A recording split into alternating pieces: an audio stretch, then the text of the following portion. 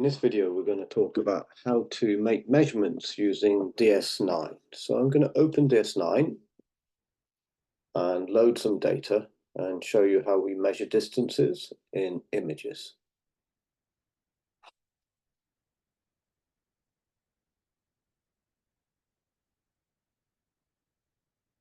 So we're just waiting for DS9 to open. We got it. Okay. I'm just going to make the window a little larger. And do what I did before. I'm going to load 3 frames and give color to each of them, as we did when we were creating a 3-color image in one of the previous videos. So I'm going to open frame, to new frame RGB. It's going to open a small window, which I'll move to the side here, giving us the red channel, the green channel, and the blue channel. And then I'm going to go to File, I'm going to go to Open, and then I'm going to go to the files. So I have a folder called HST plus JWST images. Where is that? That's here. Double click on there. And today I'm going to load some images from the mid-infrared instrument on JWST, which took images of NGC 3132. That's the Southern Ring Nebula. So let's open those. So I'm going to go to Miri.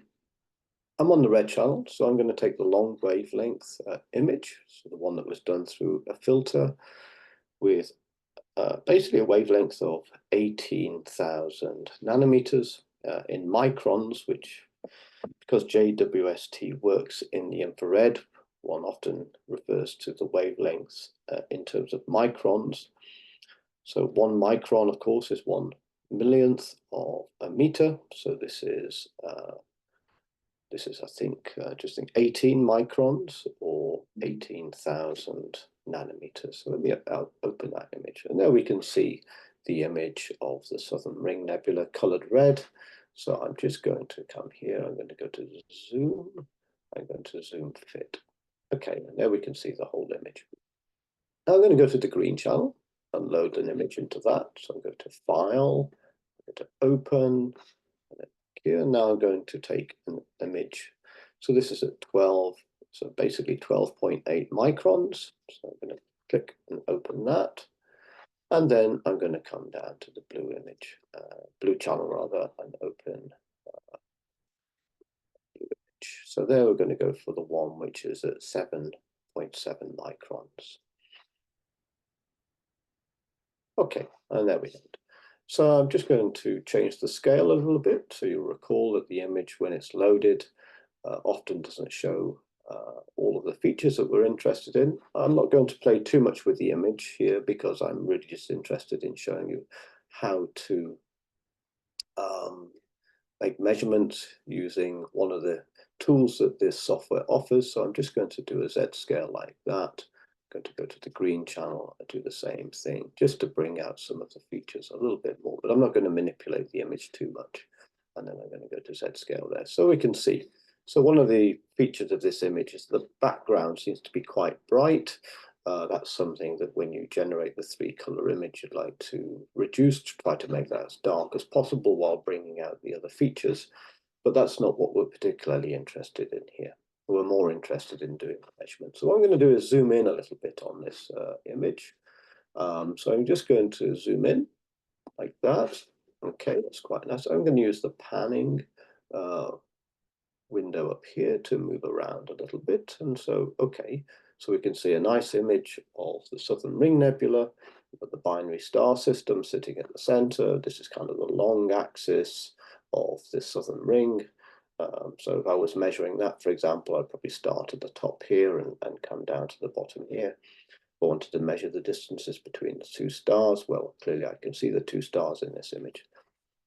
So what I'm going to do is show you how to use the tool to measure the distance between this star here at the bottom. If you look at the top right of the window for DS9, you'll see that I'm zooming in. There's a little magnifying window there. You can see 1 star there, and then I'm going to go up here, and there's another star in the background here. And I'm going to measure the distances between those 2 stars in arc seconds. So I'm going to show you how to do that. So the first thing to notice is that we're going to be using something called a region tool, okay? The way we're going to look at that is we're going to go, I can either remember, go to this menu at the top here, go to edit there, and go to region there. And if you can look at that, then I'm switching on the region tool by doing that. So I'm just going to switch that off and go back to where we started from, so I can go there. Generally speaking, I like to use these horizontal buttons here. So again, I can go to edit, and then I can go to region here and switch on a region. Now, there's also up the top a region menu. You can see that. I'm going to click on that, and basically it allows you to do various things with the region. Today, we're just going to focus on using a region to do a measurement of length across the image. So the way we're going to do that, well, let me just show you first and foremost. Generally speaking, a region has a particular shape to it. At the moment, the default is set to be circle. So because I've got the region tool switched on by clicking on this edit button and then this region button, I'm just going to show you what it does. Okay, click on here, and it would just put a circle around there. And the reason why that's quite interesting is as follows. We'll double click on that, and you can see it highlights it by putting a little square. You can change the size of the region and things like this by this. Okay, I can do this. In theory, I can do that. I can make it smaller, or I can make it bigger. Okay. And also, when I double click on it, it opens a window. It just disappeared for a second, but here's the window that it opens. And I can find out information about what's going on inside that region, so inside that circle. So when it's double clicked and highlighted in the way it is now, then I can, for example, come to this little window, which I'm sort of moving around at the moment, and go to analysis, and I can get some statistics on what's going on inside that region. I'm just going to show you what's actually contained in this window, just for future reference in case we need to use this at some point in the future. And I'm going to increase the font size so we can actually see what's inside that window there. And there are various numbers. Now, you may recall that I mentioned in the past that the intensity of the image, when we load an image into DS9, is measured in something called counts. So there is some scale associated with how bright each part of the image is. And what this data is telling us is about basically what the total number of counts are inside the region. So, for example, we've got a region 1 here. We look at this. Well, let me just start at the top. Here we can see where the center of the region is located in right ascension and declination. So this is right ascension and declination. It tells us about how big 1 pixel is inside that region. So this is the same as what we would describe in lectures as a CCD pixel scale. And then here we've got a number which is the total number of counts inside that region. So I can work out, the total brightness of all of the pixels inside that region by just looking at that number there. And then on this final line, it gives some more statistics. It gives the sum of the total number of counts on all pixels, the number of pixels, the mean value of the pixel counts, the median value, the minimum, the maximum, and the variance and various other things as well. So that's just one of the aspects provided by this region tool that we could use if we wanted to. So we're not going to be measuring the brightness of different parts of the image as part of this project. We are instead going to be considering distances across the image. So by having highlighted this region here, you can see we have it with the 4 little squares around it. If I press delete, that gets rid of that region. So what I'm going to do now is come up, so just to remind you, I've still got the region switched on. So if I clicked on that star again, and then double clicked on it, I can get rid of it. I can basically bring that back up. I can get rid of it. What I want to do now is change the shape of that region and use the ruler tool. So how do I do that? Well, again, I come to this top menu. I go to the shape. You can see I've got circle, ellipse, box, polygon, all of these other things. If I come down here, I've got ruler. So I'm going to select ruler now. And let's see how that works. So now I want to measure the distance between this blue star and this green looking star here. So how am I going to do that? Well, what I'm going to do is click on the blue star, hold the mouse button down. So I'm using a mouse to do this.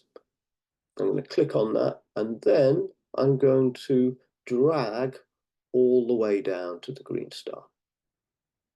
I'm going to release, and you can see that it creates a right-angled triangle, and it calculates the distance between the blue star and the green star. Now, the distance is being measured at the moment in angular, in degrees on the scale. Okay, we can see that's 0.0134737 degrees. Now, let's say I want to do it in arc seconds instead. So what do I do then? Well, I go back, and what I do is I double click on this region to highlight it, and it produces a new window for me. Now, because I'm using the ruler tool, it produces different data in this window. What you can see is, for example, it's showing the position of the 2 points at the end of each end of the ruler, again measured in right ascension and declination. So this would be the upper one. This number here, that second number, would correspond to the lower point here. So it's telling us the positions of these 2 points in the image. This is the important one. It's telling us the length of that line. And so you can see it's the same as the number which is printed on the screen, but I can also, if I like to, I can change it to arc minutes. Okay, so it's 0.8034 arc minutes. And that's, if I can convert that into arc seconds, then basically I'd multiply by 60. So 0.8 times 60 should come out to be about 40, shouldn't it? So I'm expecting when I change that to arc seconds to be about 40. And there you go, it's 48.5. So it fits with my general expectations. So that's the angular distance between these two stars. So if I want to measure any size on my image, or any distance on my image in arc seconds, then basically that's how I do it. So I'm just going to close this. I'm going to double click on the ruler, excuse me, just to make sure it's highlighted. I'm going to delete it. I'm just going to do that once more, just to go through it with you again. So let's imagine that we were in this situation where I wasn't on the edit menu. What I would do to select regions would be to make sure, let me just come back in as if I just started. So I'm going to go to the edit button. You can see that region is not selected. I'm going to select region. I'm going to come up to this region menu here. I'm going to go to shape. I'm going to go down and make sure that the ruler is selected. There's ruler selected. I'm going to put my mouse on the blue star. You can see with the magnifying window at the top that I've got it right on the center of the blue star. And now I'm going to bring it down to the other star. And again, you can see in the magnifying window at the top of the screen that I can use that as a little guide. So there you go, that's pretty well perfect. And then you can see that on the main screen, we've got the angular distance between the two stars. And again, I can select. How do I know it's selected? Well, I get a little set of blue squares at the end of this line joining the two stars. That tells me when the region is actually selected. And then I can go here and I can go to get information. And then bingo. When I do get information, it gives me what I need. Here's the length. And then I can convert the length to arc seconds if I want to. So there you go, 48.32 arc seconds. So if I know the distance to this, if I knew the distance to these two stars, I could actually work out the actual separation between them. Now, of course, these two stars are just general background stars. They've got nothing to do with each other. They're probably not very close to each other in three-dimensional space.